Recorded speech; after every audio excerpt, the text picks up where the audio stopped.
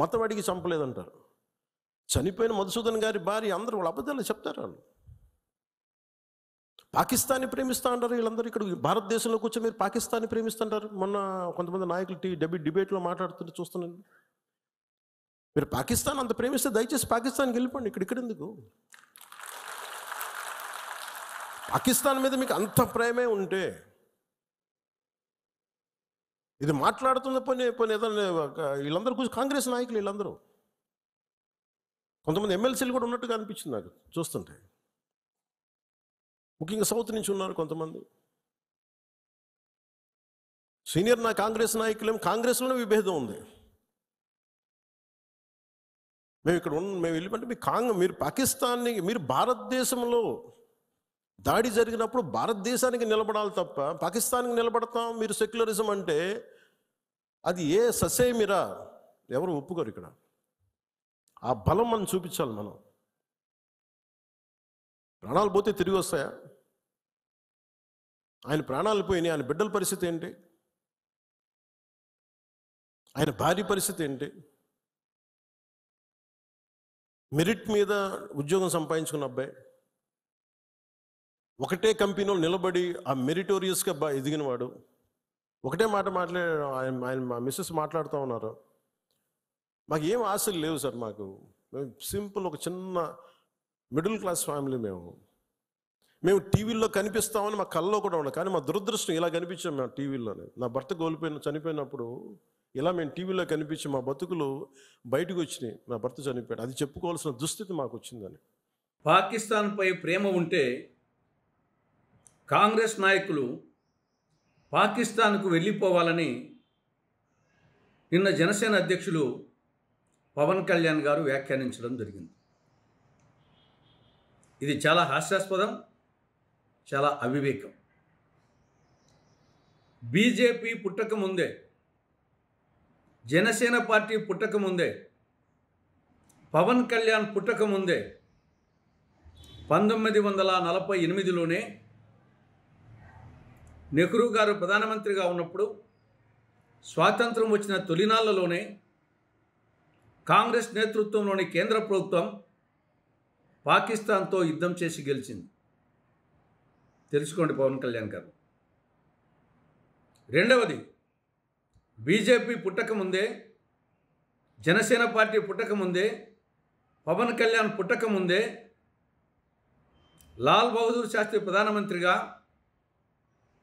కాంగ్రెస్ నేతృత్వంలోని కేంద్ర ప్రభుత్వం 1965లోనే పాకిస్తాన్తో రెండవసారి యుద్ధం చేసి గెలిచింది. ఒక్కసారి తెలుసుకోండి.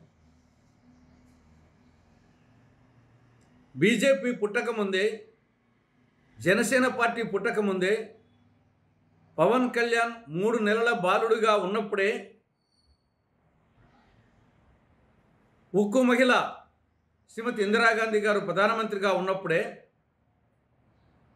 1971లో కాంగ్రెస్ నేతృత్వంలోని కేంద్ర ప్రభుత్వం పాకిస్తాన్తో మూడవసారి యుద్ధం చేసి గెలిచి పాకిస్తాన్ 2 ముక్కలు చేసి 90,000 మంది పాకిస్తాన్ సైనికులను బందీలుగా పట్టుకొని మళ్ళీ మానవత్వంతో కరుణతో వాళ్ళను వదిలిపెట్టింది. ఒకసారి గుర్తు తెచ్చుకోండి, తెలుసుకోండి. దేశ సమైక్యత, సమగ్రత, సార్వభౌమత్వం కోసం 3 కాంగ్రెస్ అగ్రనాయకులు ఆత్మ బలిదానం చేశారు. 1948లో మహాత్మా గాంధీ, 1984లో ఇందిరాగాంధీ, 1991లో రాజీవ్ గాంధీ దేశ సమైక్యత, సమగ్రత, సార్వభౌమత్వం కోసం ఆత్మ బలిదానం చేశారు. తెలుసుకోండి.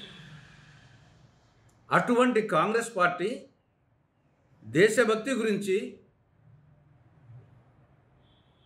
జాతీయ సమైక్యత గురించి జనసేన అధ్యక్షుడు పవన్ కళ్యాణ్ లాంటి నాయకుల దగ్గర నేర్చుకోవాల్సిన దుస్థితిలో లేదు. ఇది ఎలా ఉందంటే, సత్యహరిశ్చంద్రునికి సత్యం గురించి, మహాత్మా గాంధీకి అహింస గురించి చెప్తే ఎలా ఉంటుందో అలా ఉన్నాయి పవన్ వ్యాఖ్యలు. ఆంజనేయుని ముందు పిల్ల కోతి కుప్పిగంతులు వేసినట్లుంది. ఖర్గే గారు ఏం చెప్పారు? కాంగ్రెస్ అగ్రనాయకులు, కాంగ్రెస్ జాతీయ అధ్యక్షుడు మల్లికార్జున ఖర్గే గారు మొన్న 28వ తారీఖున రాజస్థాన్ జైపూర్లో ఆయన చెప్పిన మాటలు ఒకసారి గుర్తుకు తెచ్చుకోండి. దేశం తర్వాతే పార్టీలు, మతాలు. దేశం కోసం అంతా ఏకమై నిలవాలి. దేశం కోసం కేంద్ర ప్రభుత్వం తీసుకునే నిర్ణయాలను అందరూ సమర్థించాలి. ఇవి ఖర్గే గారు చెప్పిన వ్యాఖ్యలు. పార్లమెంటులో కాంగ్రెస్ పార్లమెంటరీ పార్టీ నేత, కాంగ్రెస్ అగ్రనాయకులు రాహుల్ గాంధీ గారు ఏం చెప్పారు? ఉగ్రవాదాన్ని సమైక్యంగా ఎదుర్కోవాలి. కేంద్రం ఎటువంటి చర్యలు తీసుకున్నా మద్దతు ఇస్తాం. భారతీయులందరూ ఏకం కావాలి. సమాజాన్ని విభజించడమే పహల్గామ్ దాడి ఉద్దేశం అని చెప్పేసి స్పష్టంగా రాహుల్ గాంధీ గారు చెప్పారు. ఇవన్నీ తెలుసుకోకుండా పవన్ కళ్యాణ్ గారు కాంగ్రెస్ మీద అవాకులు చెవాకులు పేలుతున్నారు. నిజంగా దేశం మీద అంత ప్రేమ ఉంటే మీ అగ్రనాయకులు నరేంద్ర మోడీ గారిని ప్రశ్నించండి. 22వ తారీఖున పహల్గామ్ ఉగ్రవాద దాడి జరిగింది. 23న అఖిలపక్ష సమావేశం ఎందుకు రాలేదు? భారత ప్రధానమంత్రి, మీ అగ్రనాయకులు, మీ ఆరాధ్య నాయకుడు నరేంద్ర మోడీ ఎందుకు ఆ అఖిలపక్ష సమావేశానికి హాజరు కాలేదో ఆయన ప్రశ్నించండి. మరుసటి రోజు బీహార్కు పోయి ఎందుకు రాజకీయ ప్రసంగం చేశారో ఆయన్ను ప్రశ్నించండి. 8 రోజులైంది పహల్గామ్ ఉగ్రవాద దాడి జరిగి. ఇంతవరకు పహల్గామ్ ఉగ్రవాద దాడికి కారకులైన ఉగ్రవాదుల్లో ఒక్కని కూడా ఇంతవరకు పట్టుకోలేకపోయారు, మట్టుపెట్టలేకపోయారు. దాన్ని ప్రశ్నించండి. అంతేగాని ఈ దేశానికి స్వాతంత్రం తెచ్చింది కాంగ్రెస్ పార్టీ.